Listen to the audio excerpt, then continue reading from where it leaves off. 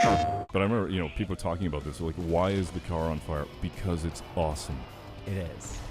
Dangerous, awesome. Yep. Hello, my friends, and welcome back to PlayStation Underground. On today's show, a very special guest and game. We have Far Cry 5, and I'm joined by the game's creative director, Dan. Hello, sir, and welcome back to the program. Doing? Thank you very much for having me here. It's great. Thank you so much for traveling all this way for little old us. Well, the weather's a little better here than it is in Montreal right now, so I'm happy to be here. So I am already upset to see that these cows were the victims of an exchange that we're going to have between our hero and some opponents. But tell me a little bit about where we are in the game right now. This is, you're showing a larger take on a whole region of Hope County, correct? Yeah, for sure. So I think, people who are kind of looking at this again after seeing it at E3 or Gamescom are sort of wondering, how big is the region? We really want to showcase just how lush it is. So you're just sort of outside the area that's known as Falls End, this little town.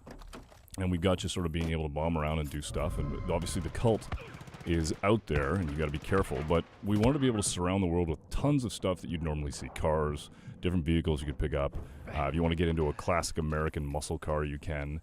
But that the world's dangerous, and that, you're going to have to look around for people that you can kind of bring into your group, into your squad, and kind of push back on the cult. Because we built this rich, organic world that really does push back based off of what you do right there. Awesome. It's an unfortunate. It's super good. See, this is the kind of stuff as a dev we're like, hey, look, we hope we have the collision of systems, and when stuff like that happens, it's just you can't help but just kind of laugh. It's fantastic. And I will point out that maybe if this is a viewer's first time seeing Far Cry 5, which is coming to PS4 on March 27th, by the way, you are essentially I kind of want to say resistance fighter. You're battling a cult that has taken a grip on a small town, as you were describing. Well, a big town, a big lush town. Yeah, a huge space in Montana. But anyway, continue. So are we going to see a little another exchange coming up here? Well, this is the kind of thing that we want to do, is that we know that the cult is out there, and we know that you're going to start building this resistance. And the way to do that is there's going to be hostages that you can liberate, take some of these civilians, bring them out, go toe-to-toe with the cult, and then when you do, you're able to get intel from them, because I think typically people who play Far Cry in the past have seen us sort of, you climb towers, and that's how you inform your play throughout the world. And this time we wanted it to feel like just regular people, right? You meet people, you see them, you see what's going on, and you get an opportunity to, there's one right there, picking up a weapon. Some people are going to help you, some people are going to be scared, but that there's a real interesting thing that happens then the social contract between people in the real world, where you go up and you talk to somebody, and then they give you information, and they may not have all the information. And if we build our world to feel like that, it just feels real. Now, I don't know if this is too under the hood, but I just saw that Susie's name came up as you spoke with her. Now, is she a set, like a written NPC? Is this just a random NPC that could have happened to be there in that moment? Like, so we wanted to blur the lines between the sort of the random and the set. And so what we really said is like, everybody's got a purpose, everybody's got a little bit of a history. So even though Susie may not be somebody that is a large player in the story, right, she's still somebody with a personality. She has opinions. Yeah, here we go. Like, why? Why not? Oh my goodness! Just drive right by it though. Hey, there's gonna be times where I'm just gonna stop talking and let the game talk for itself. Absolutely. But yeah, we wanted to make it so that there's variety. There's an opportunity to have regular people who maybe aren't gonna pick up a weapon and help you. But then at that point, you're able to turn to Susie and say, hey, listen, you want to join? You want to fight with me? And you can. She's in the car. She's gonna come with you. She's gonna have opinions about stuff, and you're just gonna go out there and have a great time together.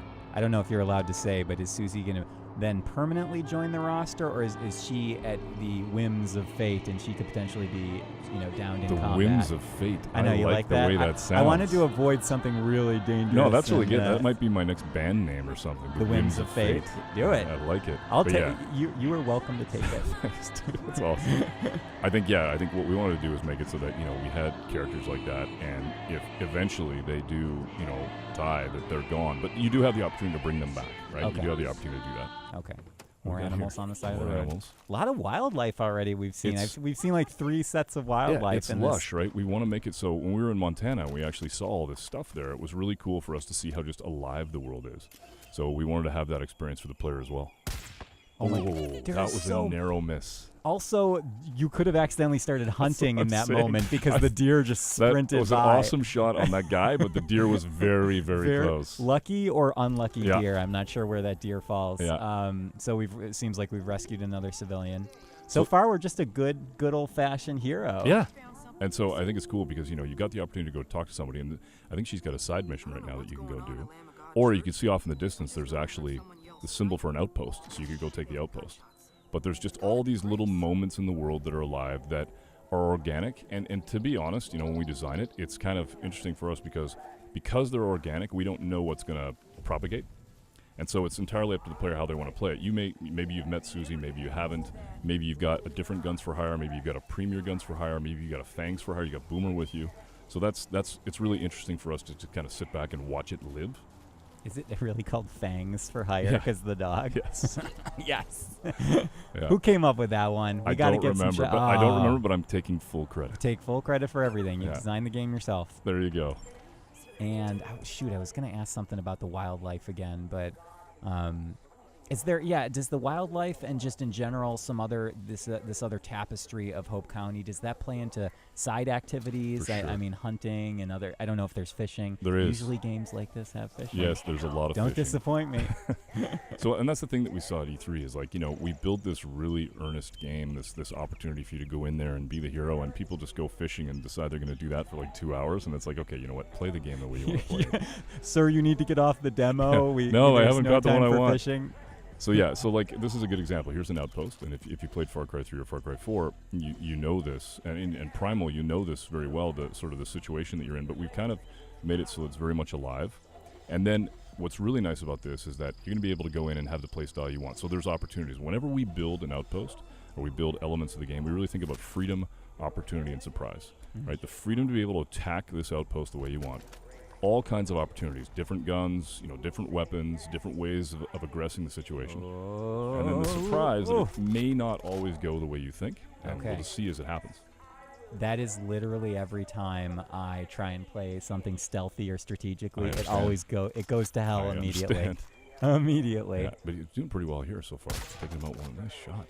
Oh, is this a silenced weapon? Yes, so they don't know. Yes. Little do they know that they are under attack. Correct. You know what? I remember what I was going to ask you is, does our protagonist have a name identity? Is it a kind of a nameless protagonist? Well, how have you guys what we've been trying to do is moving towards something that's really lean, right? What I don't like is when I'm playing a game and the game doesn't communicate what my emotions are or my feelings are. So in this case, we've got. I'm just watching. Brutal. Just watching it happen. What we've got is a player character that's super lean. So you have an occupation. But from the standpoint of who you are, it's who you pick. Right. Absolutely. All right, so now they know. Now things are escalating. Now it's on. Escalating quickly. Yep. Tension's rising. I don't know if in this footage we're going to see our protagonist down at any point. We'll find out. You may. This must be really fun for level designers, having these little pockets of indoor space mixed in with the huge sprawling outdoors. Because that creates little, interesting points of cover and wrinkles to that combat. The thing that's interesting is that as you're building this stuff, a lot of the designers, you're looking at the distance from the road. Everybody kind of, that's the challenge of building something that people feel like they know. I think one of the challenges of coming to the States is that people just understand how long a driveway should be, what feels right, Okay, true. Yeah. As opposed to other Far Cries, which featured more, let's say, exotic locations for an American audience. Right. But here, it's this is very familiar. Yeah, to people. a door should be a certain size. Right. The steps there should be even branding. The world is just filled with branding. I think I looked away for a moment, and the outpost was liberated. Yeah, they liberated it. So in a blink of an eye. That's right. So that basically what you got here is now your legend is starting to grow. And the people in the region are starting to understand that you are pushing back on the cult. They're going to start to join you. And this is where you really see the resistance meter and the resistance start, where now this is no longer a cult outpost, this is yours. And you've got people there that can give you quests, you've got side missions, you've got main missions, you've got story opportunities. You actually see the resistance meter go up. And what's happening there, which is really interesting for us, is if we're going to build this live game, this feeling that it's alive, and the idea that these heralds and the cult have a mandate, and that what you're doing is you're the fly in the ointment, you're getting in the way of it. So you can actually see your progression through that in the world, but you can also get the sense they're going to push back. Are there any other gameplay wrinkles that come from building up that resistance meter? I mean, is that considered like your global experience, or is that character-based? How does that work? It's more just getting a sense of whether or not the people are going to join you. And so you're really getting an understanding of when John or Faith or Jacob or the father are going to push back on you. This is a guy named Merle. He's a pretty interesting character. I love this guy. Yeah. Oh no, Merle's under attack. So that's super interesting for us, is that you're in the middle of a story moment, and then what happens is that the cult shows up, and the story moment will stop, and they'll act like regular people. You'll basically see people, so you'll see stuff going on where Merle's going to run, he's going to head for cover, he's going to take a minute, he's going to, in this case, he's going to protect himself, and then when he feels like everything's done and over, he'll continue the conversation. Nice. I'm thinking about all the programming nightmare that entails. It's and not easy.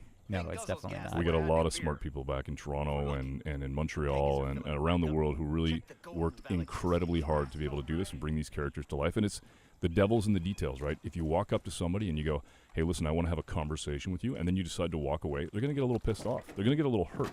And when you come back, they may give you a little bit of grief about it. You can hurt feelings in this game. You watch out, because that's the truest weapon. It really is the mind and the heart. Words hurt. Yes, absolutely. So now I don't know if you know where we're driving next. Yeah, So it looks like we have a waypoint in the distance here. What's happening here is that you're basically going to go, Merle's got this pretty cool car, and on the back of it is this 50 cal, and he's basically saying, if we're going to do some damage against the cult, let's go get this thing. So it's called the Death Wish. So you're going to go back and basically try and find this thing. Okay, gotcha. It sounds, a very peaceful vehicle, the Death Wish. The Death Wish. Yeah. Right? They really named it. They nail on the head with that Happy one. birthday! It's the Death Wish. Okay, so here it is. And is it under cult control right now? It is, and it's interesting because Merle says the thing guzzles gas like he drinks beer, and that's why it's actually at the gas station. So he knew that they'd eventually have to go and head to the gas station. Small micro storytelling There you go. right there. Dan, you got it all figured out. So what we're basically going to see here is the attack on this and attempt to get it back. But what's really tricky about this is, in maybe previous versions, you'd go in and try and basically blow this thing up, but now you got to take it back to him, and you got to be able to use it as a weapon. So it's the kind of thing where we really wanted to make rough tools and put you in situations where you could use the weapons that are around and kind of harvest it if you can. Oh, goodness. All right, so now the chase begins. I like how about to go in the truck, and then and then it's like, wait a minute, second. That is a badass car. I'm taking that. This is one of the things that we really wanted for the game, was just being able to get into those classic cars. Yeah, absolutely. And then just go into, great movies of old, fantastic car chases, and get the spirit of that.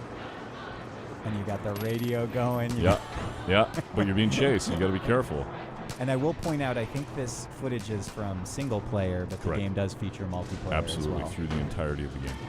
Through the entire Yeah, what we wanted to do is just build this system of the for hire system so that it all felt like it was under one umbrella. So you have guns for hire, fangs for hire, and then a friend for hire. Good old friend for hire. Yep. Just going completely off-road bonkers. Oh gosh. Yeah, so they got backup, right? Basically calling for help. Tell me, I don't know if you want to talk a little bit about the weapon system here, but I don't know how expansive customization is, or if it's very straightforward, like you grab a weapon and you go. How did you guys approach design? I think the way it starts is just being able to pick up weapons, and being able to grab things that are around you, and then start to, as you get an appreciation for what it is that is your play style, to be able to go into shops and to be able to find weapons or buy weapons, and then customize them the way you want, and sort of get that classic feel to them. So definitely, for sure, if you love doing that in previous Far Cry's, you're going to love it in this one.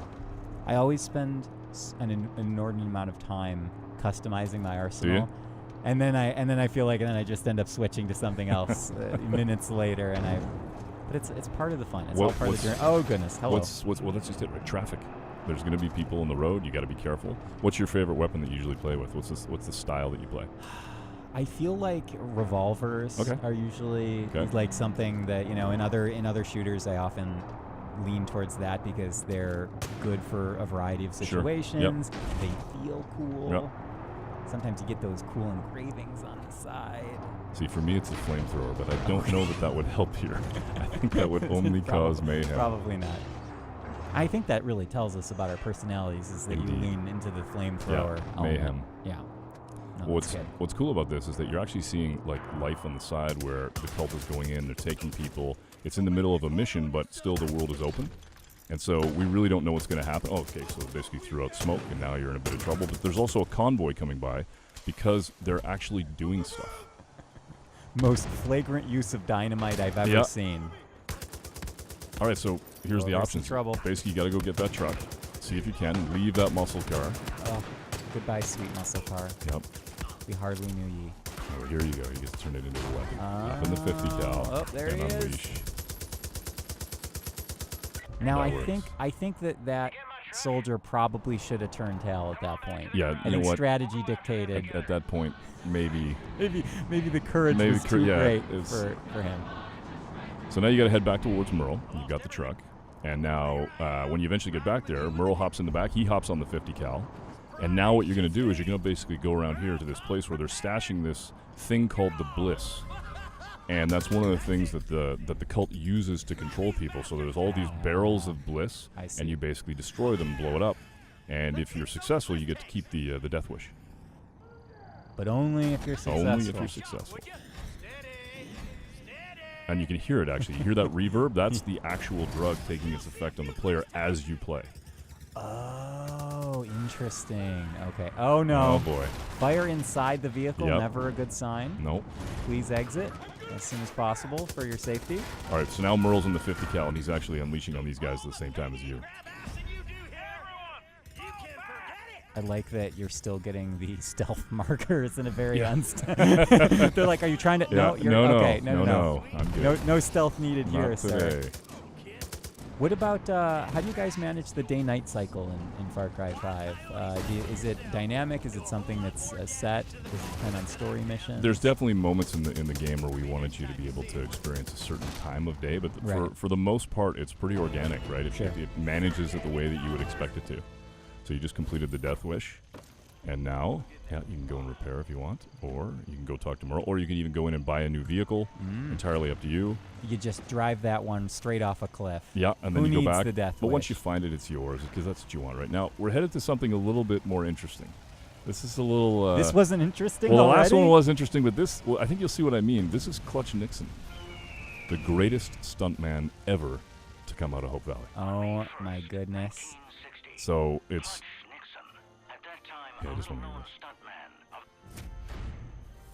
So now, what we really wanted was, whenever time you go to a place and you sit in a bar and you hear about these stories of the local legends. Yeah. We really wanted one, so we built one, and you get to play the memories of his greatest achievements as a stuntman. And they're just awesome. They're just out of control. They're just ridiculously amazing. The car's on fire. You're actually kind of in the past right now. Yes. Okay. Yeah. You're living sort of the best of his adventures and seeing if you can really beat his. And you can actually hear like the sportscaster talking about your feats and how you're doing. Dan, are you saying that I can change the past by reliving the life of Clutch Nixon? I don't know if you could do that. Aren't we writing the past in this moment? You might be. Oh, you goodness. might be. But I remember, recovery. people talking about this. Like, why is the car on fire? Because it's awesome. It is. Dangerous. Awesome. Yep. On fire still. That car must feel like an oven. Yep. Correct. Love the music. Yeah, it's got to have a little bit of rock in there. Yeah. You guys always have fun with music in We really these games, don't you? We really do. I think we spoke about that before, is Yep. that especially with this game, you're tapping into almost a completely different musical tapestry For sure. compared to the other Far Cry games. And I think the thing, too, is that we really tried to make it so that each region is different. So as you traverse through the world... Yeah, here you go. Big jump. Yeah. There you go. The big finish. Into the water. He survives that, right? He survives everything. He's Clutch Nixon. Okay. Well, showed me. Yep. So yeah, the music is just such a big part. I mean, it's part of what brings the charm. It's a huge component of emotion and whether or not you feel that in the game and how you. And we just put these sort of in the world so that you can experience it. And that's the thing about the game, is that we built this game. We definitely have a story that has earnest moments in it. We definitely have moments of huge pushback on the cult, but we also recognize that just because we're thinking that the game is played a certain way is not the way that people will play it. And what we want to be able to do is build a world that's organic and allows the player to go in every direction get any vehicle that they want, be able to basically play the game and author the experience the way they want, and then go off and basically, it's not predictive. We want them to just go and play.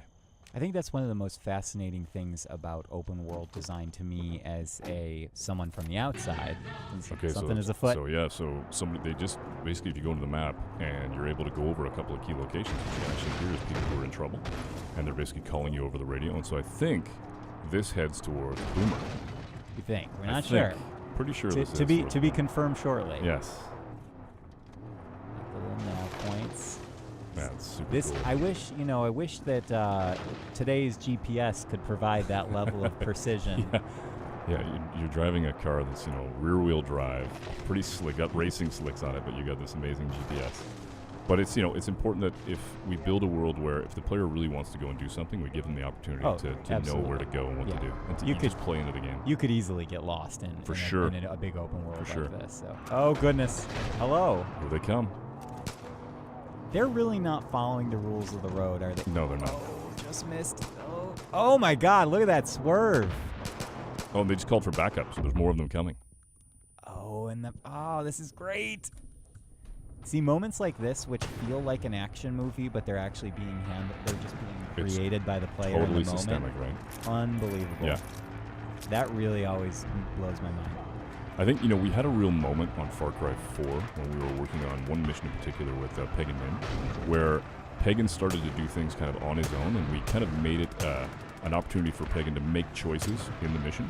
And we were thinking to ourselves, why don't we just allow the game to do that across the entirety of the game? So right here, the cult pushes back, maybe an animal's going to show up, but you got a helicopter that's going to attack you. Meanwhile, you're headed towards a mission, or you may even be mid-mission, but this kind of stuff happens, and we don't know that it's going to happen, and then we get to see it firsthand. Dan, I have a great subtitle for Far Cry 5 I'd like to pitch to you Okay, now. I know let's the hear it. game title's already been decided. Let's hear it. Far Cry 5, multitasking. I got it. I think it's going to sell. Okay, we'll get copies. the .com address later. Yeah. Just work out the details with my lawyer. Cool. And I love, you can see in the distance, you got these amazing mountains. It's just, I love the diversity of the environment as well. Well, you asked the question about night and day, and honestly, it's like there's some really cool things about sort of being alone in the dark and feeling the sense of, what's around the corner. And then there's just these beautiful moments of dawn or dusk. And the lighting in Montana was phenomenal when we were there. So we just wanted to be able to experience that. But then there's also terrible stuff that's going on where the cult's done terrible stuff because they're bad people and basically come in and then you have an opportunity to push back on them. That thing off in the distance, I believe that's actually a repurposed fertilizer container, and inside it is bliss, and if you blow it up, you actually get resistance points. Okay. But we do have apple and pumpkin picking. Correct. Right there. And there's Boomer. I see the sign. Yep. So let's see what we do here. Do we go in quiet? And you can hear Boomer. Boomer! I'm coming. So what the cult is doing here is they're actually going in and they're taking animals. And they're taking animals and they're turning them into something that I'm not supposed to talk about, but I'm going to anyway. Uh-oh. They're called judges, and they're pretty badass. So you're going to go save Boomer from that happening to him. Okay. And then be able to have your first thanks for hire. Ah, excellent. Also, that sounds very scary, Yeah. and I'm glad we're rescuing Boomer. Rescue all the animals. And pumpkins. This would be so pleasant and peaceful if there wasn't, you weren't embattled in combat were at it the not moment. for the cult. But the thing for us is that we wanted to, when you're building a game that's this big and a world that's this rich, we want to be able to have a variety of stories and a variety of tones in it. Sure, you're going to have moments that are earnest like this where you're saving, the dog and basically bringing this into your group, but then you're also going to have moments like with Clutch Nixon. And so we just want to be able to make it so that there's little action bubbles and stories that you can snack on. I love snackable stories. For sure. Low on calories, high on flavor. That's pretty good stuff. Yeah, I came up with it just now. Nice. Okay, that helicopter's a menacing. Just be careful. Here we go. I love the lighting that we're playing with here. We're kind of the going art up team on has done stealth. a fantastic job. There's Boomer. Let's see if we Leave can him get him. alone! Oh my goodness! So here we go. It's on. Okay. Oh jeez. Knife kill. Yep. Brutal. Now they call for backup. That's what they do. So basically, all right. So you've got him, and now Boomer's out, and he can hold his own. Go Boomer! Does Boomer come with like a jetpack or a rocket launcher No, strapped to his- Boomer's awesome, Okay. just the way he is. Just the- He's super good. So they did call for backup. So Boomer's available now as a Fangs for Hire, but you got to go actually enlist him. Okay. But he's But going to do Boomer's some, doing- he's gonna doing do his some own damage. work. He can do some damage. He can hold his own. Support your local farmer. So now, Oh my gosh. now- Pat, well, the here's most thing. important sub-command. Those are Boomer's former owners, so he's pretty upset about it, right? no. So there's a story to be told here. We really just tried to put little stories in that you could just take a minute and drink that in. And now you can go up and basically pet him, and he's yours. Definitely a somber moment in a game that has a high emotional range. Ladies and gentlemen, that was Far Cry 5, which is coming to PS4 March 27th. Dan, such a pleasure to have you as always. Thank you for your so much. It commentary. was great. Awesome. Final thoughts for your for the audience? I just hope they love it. We really are trying to build something that and have built something where the players get to tell their stories, and we can't wait to hear them. Great. Thank you, Dan. Thank you.